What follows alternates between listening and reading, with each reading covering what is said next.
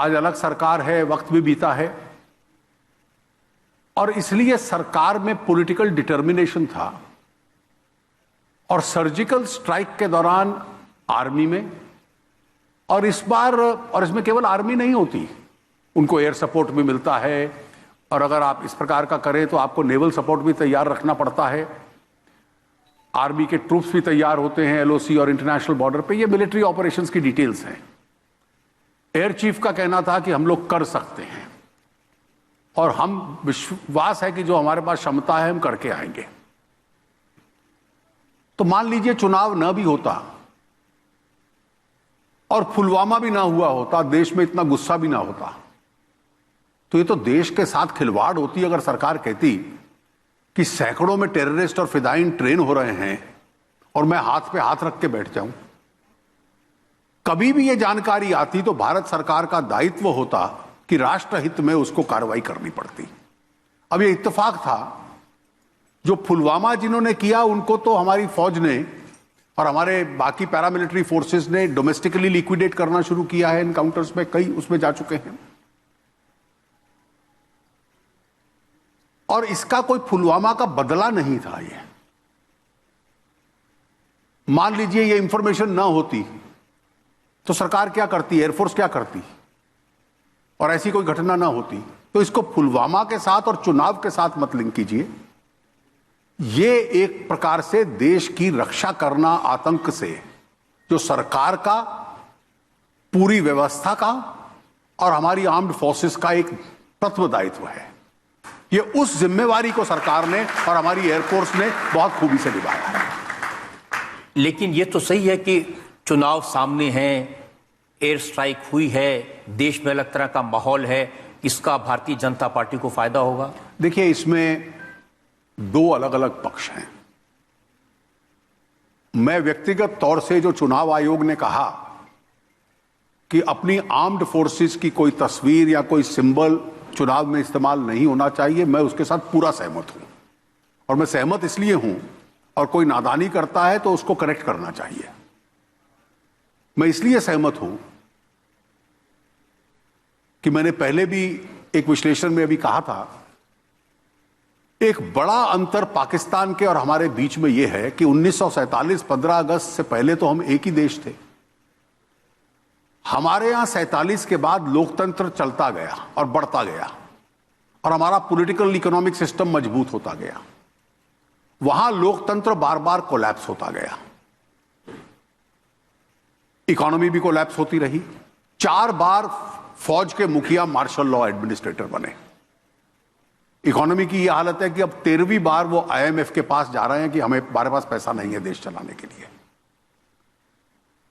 और कई अंतरों में, जुडिशरी में अंतर है, इलेक्शन कमीशन में अंतर है, राजनीति में अंतर है, लोगों में अंतर है, लेकिन सबसे बड़ा अंतर यह है कि हमने अपनी आर्म्ड फोर्सेस को राजनीति से एक आर्म्स लेंथ डिस्टेंस के ऊपर रखा, उनको प्रोफेशनली एडमिनिस्टर किया।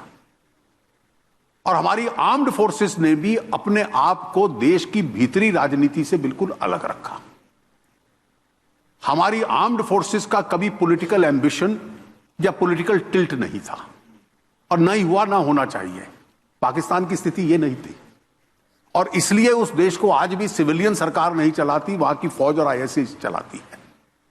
और मैं मानता हूं कि इस अंतर को बरकरार रखना चाहिए। और चुनाव में हमारी एयरफोर्स ने, एयर स्ट्राइक्स में सेना ने, सर्जिकल स्ट्राइक्स में जो बहादुरी की, वो चुनाव का विषय कभी ना होगा, ना होना चाहिए। सारे देश को उनको सलाम करना चाहिए। लेकिन जो राजनीतिक क्षेत्र के विषय हैं इससे संबंधित, वो राजनीति में हो सकते हैं। क्या कोई भी सरकार ये नहीं चाहेगी कि भाई पॉलिटिकल लीडरशिप की डिटर्मिनेशन और स्पष्टता क्या है, क्लैरिटी क्या है इस चीज से निपटने के लिए? क्या उनका चलता है, होता है, पहले भी हुआ है, केवल टेलीविजन के सामने जाकर श्रद्धांजलि दे देना, यही उसका रोल है? या राजनीतिक नीति बनाना, देश की सुरक्षा नीति बनाना, उस सिक्योरिटी डॉक्ट्रिन को इवॉल्व करना, कि क्या देश के भीतर बैठे हुए हम केवल डिफेंसिव तरीके से टेररिज्म से लड़ते रहेंगे, या जहां से वो आरंभ होता है पॉइंट ऑफ ओरिजिन पे जाके उसको समाप्त करेंगे। और मुझे लगता है कि ये जो सरकार ने सिक्योरिटी डॉक्ट्रिन को इवॉल्व किया है, ये पब्लिक पॉलिसी का विषय है, ये राजनीतिक क्षेत्र का विषय है, और इस पे स्वाभाविक रूप से चर्चा होगी। और स्पष्टता यह है कि आज तक यह कहा जाता था कि भारत बड़ा जिम्मेवार है और एलओसी की और इंटरनेशनल बॉर्डर की सैंक्टिटी मेंटेन करता है, और सन 71 से हम कर रहे हैं।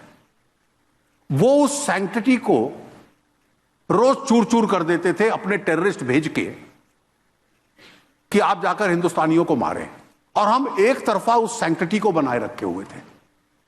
लेकिन बदलती स्थिति के साथ सिक्योरिटी डॉक्ट्रिन इवॉल्व हुई। हमने किसी पाकिस्तानी को हाथ नहीं लगाया, किसी उनके नागरिक को नहीं लगाया, हमारी एयरफोर्स ने और सेना ने कोई मिलिट्री इंस्टॉलेशन को नहीं लगाया। जो आतंक हमारे खिलाफ इस्तेमाल होना था अपने डिफेंस में, अपनी रक्षा में, हमने उसके ऊपर आक्रमण किया। और मुझे लगता है कि अगर पॉलिटिकल लीडरशिप यह निर्णय लेती है, यह राजनीति का विषय है। और दूसरा, एक राजनीतिक विषय दूसरा भी है कि देश को, समाज को और सभी राजनीतिज्ञों को ऐसी घड़ी में इकट्ठा होना चाहिए या देश को कमजोर करना चाहिए। आप इसकी तुलना कर लीजिए 1971 की लड़ाई में। उस वक्त बीजेपी नहीं थी, पुराने रूप में हम जनसंघ के रूप में थे। आज भी मेरे कांग्रेस के मित्र अटल जी के उन भाषणों को कोट करते हैं जो युद्ध के समय जब पाकिस्तान का मीडिया या उनकी सरकार इंदिरा जी पे प्रहार करती थी तो उसका उत्तर अटल जी देते थे। ऑल पार्टी रैली होती थी, उसमें जाकर सरकार और प्रधानमंत्री के साथ भाषण देते थे। और जब बिल्डअप हो रहा था दिसंबर 71 से पहले, सरकार के ऊपर दबाव डालते थे कि देश की सुरक्षा का मामला है, इतने रेफ्यूजीज लाखों करोड़ों में आ रहे हैं, हमारी सीमाओं पे हलचल है, कुछ करिए। और देश के साथ एक खड़े थे। आज अगर हम 48 वर्ष बाद देखें तो हमारी पार्टी के एक भी नेता का ऐसा बयान नहीं था जो पिछली बड़ी लड़ाई हुई कारगिल के अलावा जिसको लेकर हमें एक्सप्लेन करना पड़े। हम तो सरकार से भी अधिक देशभक्त बने हुए थे उस वक्त। और इसलिए जब देश इकट्ठा था, स्कूल, कॉलेज, विद्यार्थी और ट्रेडर्स, बिजनेसमैन, मजदूर, सब एक बात, रिक्शा चलाने वाला एक भाषा बोल रहे थे, तो क्या इस देश के विपक्ष के कुछ लोग पाकिस्तान के प्रोपेगेंडा और प्रचार का एक तंत्र बन सकते हैं?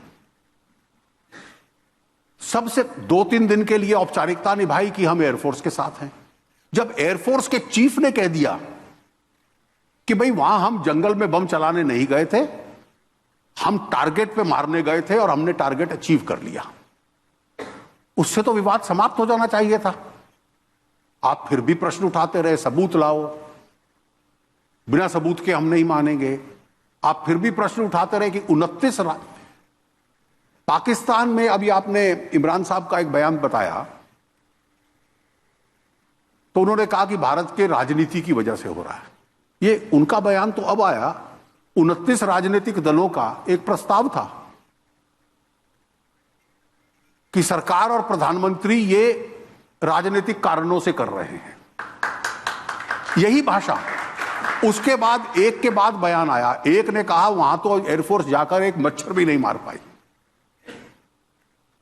अब ये मिलिट्री स्ट्रैटेजीज होती हैं, कितना इसको डिस्क्लोज करना है, नहीं करना, सिक्योरिटी एक्सपर्ट्स और फौज के सुझाव के आधार पर सरकार तय करती है। मुझे लगता है कि ऐसे राष्ट्रीय संकट और चुनौती के समय किसका आचरण क्या होना चाहिए, यह तो राजनीतिक चर्चा का विषय है। लेकिन फौज ने जो किया, एयरफोर्स ने जो किया, सारे देश को एक आवाज में उनकी सराहना करनी चाहिए और राजनीति और चुनाव से उसको बाहर रखना चाहिए। अरुण जी, जो विरोधी दल हैं, जो कहते नहीं हैं, वो मैं आपको बताता हूं। उनकी समस्या यह है कि चुनाव के मौके पर नरेंद्र मोदी ने नैरेटिव बदल दिया। पहले वो सवाल पूछ रहे थे, आपने क्या काम किए, 5 साल में क्या विकास किया, इसका जवाब दो। अब पूरे देश में चुनाव का मुद्दा सिर्फ राष्ट्रीय सुरक्षा बन गया है, जिस पर विरोधी दलों को अब डिफेंसिव पर होना पड़ा। नरेंद्र मोदी वैसे भी he is at his best जब वो ऑफेंसिव होते हैं। देखिए, मुझे लगता है कि जब इस प्रकार की इस देश के लोग देशभक्त हैं, अगर आप पिछले 200-300 साल का इतिहास देख लो, और आज भी जब स्कूल कॉलेज में पढ़ाया जाता है, जब देश की प्रेम की कविताएं आती हैं, संगीत आते हैं, तो लोगों के रोंगटे आज भी खड़े हो जाते हैं। 1857 के जंग का, जिसको कई लोग फर्स्ट वॉर ऑफ इंडिपेंडेंस मानते हैं, जिक्र आता है तो श्रद्धा के साथ उसको याद करते हैं। हमारे जो सैनिक दूसरे महायुद्ध में अंग्रेज ले गए थे और सबसे ज्यादा कैजुअलिटी हमारे सैनिकों की हुई, आज भी उनकी याद में दिवस मनाते हैं। ये जो इतना बड़ा वॉर मेमोरियल है, मुझे खुशी है कि जो पहली घोषणा मैंने 2014 के बजट में सरकार बनते ही 3-4 सप्ताह के बाद की थी कि इस देश ने इतनी बहादुरी दिखाई है, लेकिन ना तो यहां वॉर मेमोरियल है, आज भी जो अंग्रेजों के जमाने में लोग शहीद हुए थे उनके नाम लिखे हुए हैं, जो 1947 से शहीद हुए किसी का नाम नहीं है। और दूसरा वॉर म्यूजियम, जो भारत का एक इतिहास है। वॉर मेमोरियल तो शुरू हो गया, वॉर म्यूजियम की अब कार्रवाई चल रही है। ये इस देश की देशभक्ति और पेट्रियट